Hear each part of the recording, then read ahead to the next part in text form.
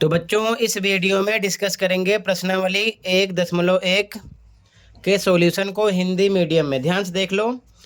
Question 1 है, चित्र 1.3 में रियान का कमरा दिखाया गया है। इसके कोनों को बिंदुओं ओ ए बी सी द्वारा चिन्हित किया गया है।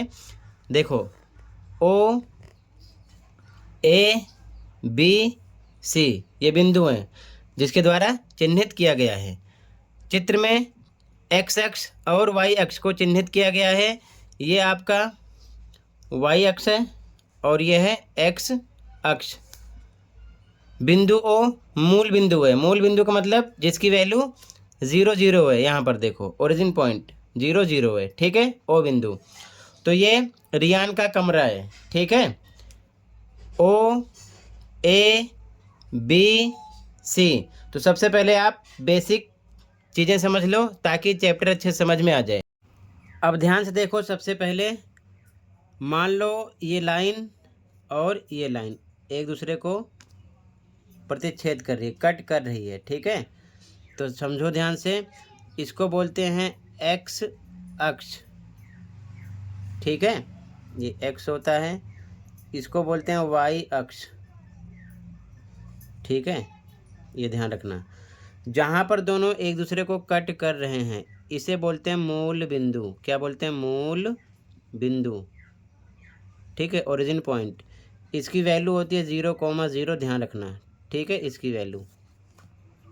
इसके बाद में अगर मान लो आपको नंबर शो करना है तो मूल बिंदु से इस साइड प्लस का नंबर होता है, +1 +2 +3 +4 +5। इसी प्रकार इस साइड माइनस में होगा, -1 -2 -3 -4। इसी प्रकार से मूल बिंदु से ऊपर की तरफ वाई पर प्लस का होता है, +1 +2 +3 +4। नीचे माइनस का, -1 -2 -3 -4। इसी प्रकार से। तो इसके बाद में आपको समझना है, एक्सिस यानी अक्ष होते हैं दो, एक एक्स अक्ष, दूसरा वाई अक्ष। उसके बाद चतुर्थांश की बात होती है। किसकी? चतुर्थांश की।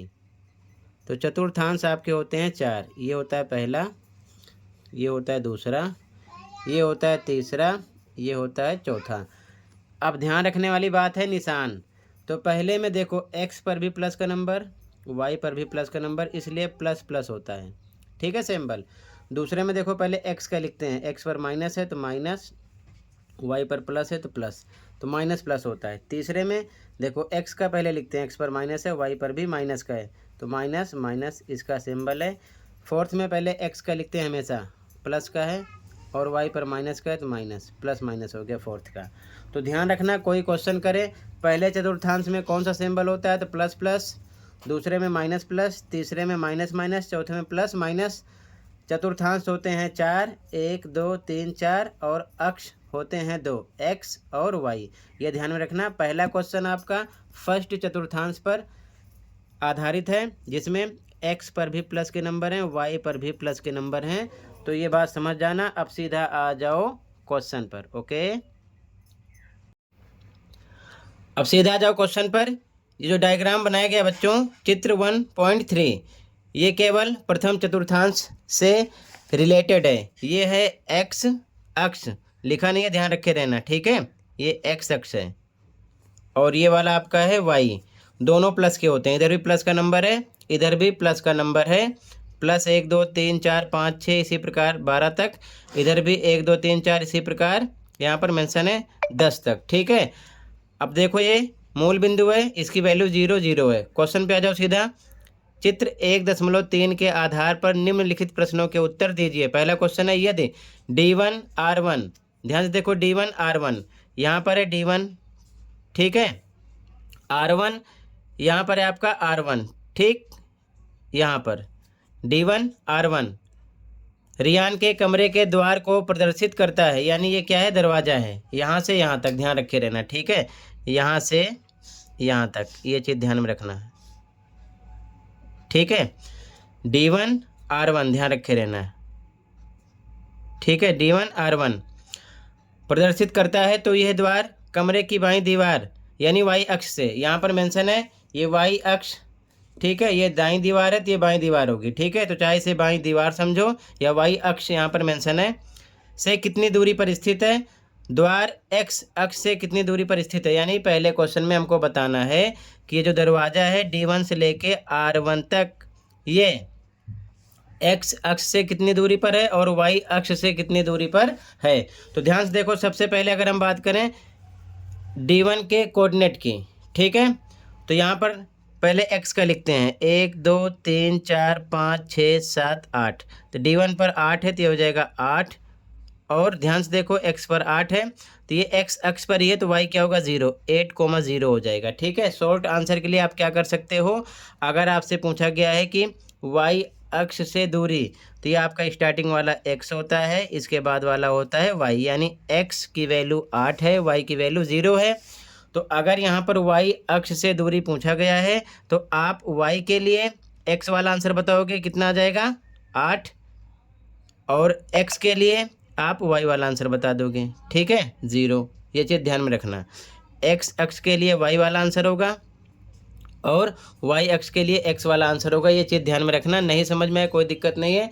ध्यान से देखो, अगर आप y अक्ष से दूरी पता कर रहे हो तो यहाँ से काउंट करो, ये y एक्सिस है ये वाला, ठीक है, यहाँ से काउंट करो 1 2 3 4 5 6 7 8, 8 यूनिट है, लेकिन यहाँ पर यूनिट में नहीं लिखना है, आपको लिखना है फिट में, यानी फुट में। यहाँ पर मेंशन है, पीछे एग्जांपल देखोगे तो यहाँ सारी चीज़ें फुट में मेंशन है, ठीक है, तो आप फुट लिखोगे, चीज़ ध्यान में रखना, ठीक है। तो यहाँ पर सबसे पहले आंसर लिखोगे वाई अक्ष से द्वार की दूरी या बाईं दीवार से द्वार की दूरी। ध्यान से देखो कैसे लिखोगे, तो ध्यान से देखो आंसर फर्स्ट कैसे लिखोगे, कमरे की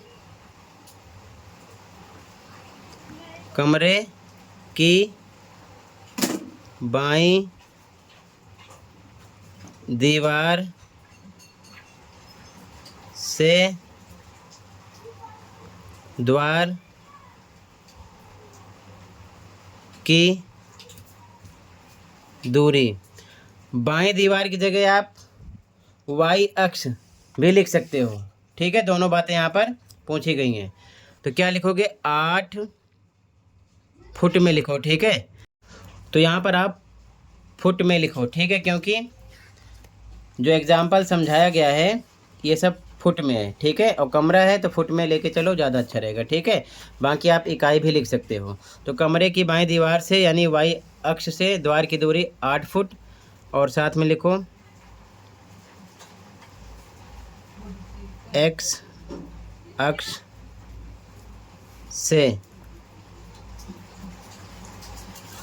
द्वार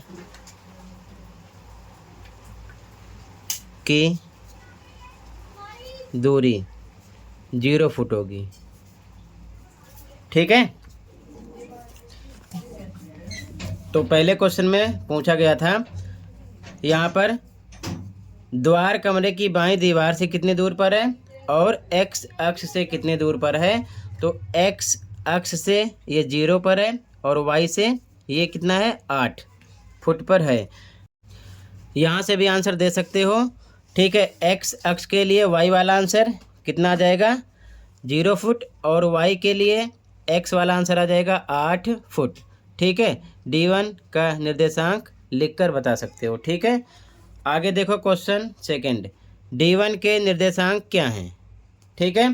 तो D1 के निर्देशांक पहले x को लिखते हैं, D1 यहाँ पर है तो 8 हो गया, ये x अक्ष पर ही है तो y की वैल्यू 0 है, 8,0 हो जाएगा। इसी प्रकार आपसे अगर मान लो W2 या फिर R1 OA किसी भी चीज़ की वैल्यू पूछते हैं, सेम पहले x की बात लिखते हैं उसके बाद में y की, ठीक है।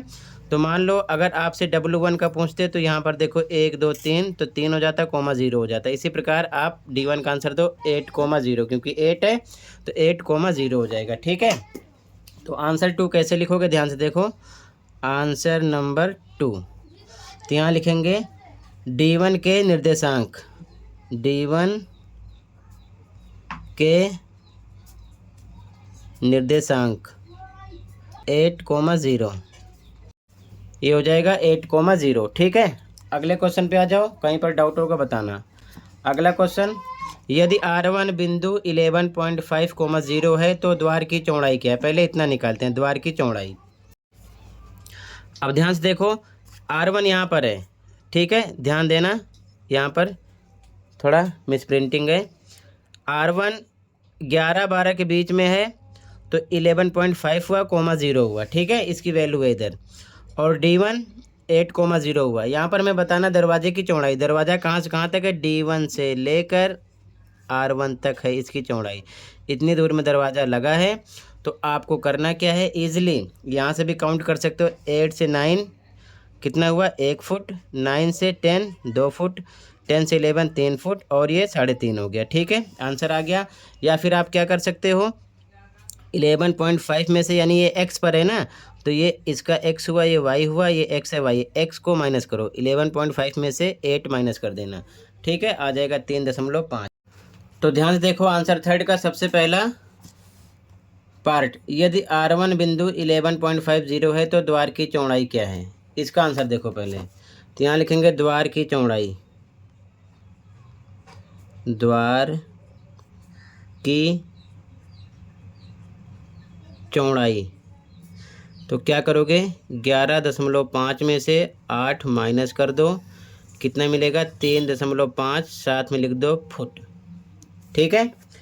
अब इसके बाद में आगे इसमें क्वेश्चन है, क्या आपको लगता है कि कमरे के द्वार के लिए यह चौड़ाई उपयुक्त है? तो इसका आंसर दोगे 3.5 फुट काफ़ी होता है, ठीक है, 3.5 फुट काफ़ी होता है। तो यहाँ लिखोगे हाँ, कमरे के द्वार के लिए यह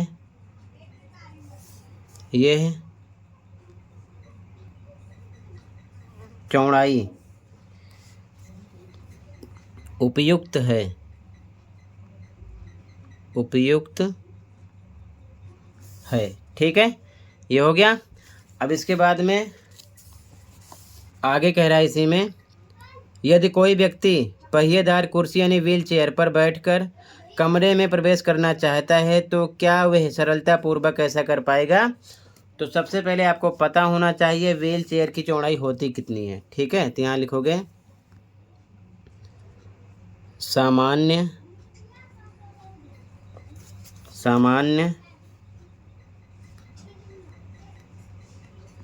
व्हील चेयर की चौड़ाई 2 से लेकर 2.5 फुट तक होती है, लगभग फुट तक होती है, ये ध्यान रखना। मैं बाहरी पहिए के साथ बात कर रहा हूँ, ठीक है, इतनी फुट होती है, 2.5 फुट। तो दरवाज़ा कितना चौड़ा है? 3.5 फुट। और ये मान लो 2.5 फुट की व्हील चेयर है, तो ये कम है, ये ज़्यादा है, आराम से एंटर कर लेगा, ठीक है। तो क्या लिखोगे आगे? लिखोगे अतः कोई भी व्यक्ति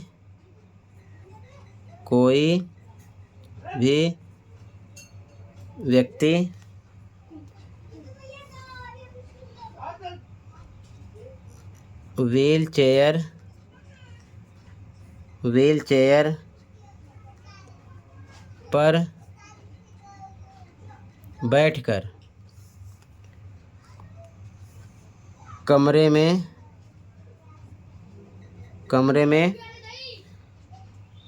सरलतापूर्वक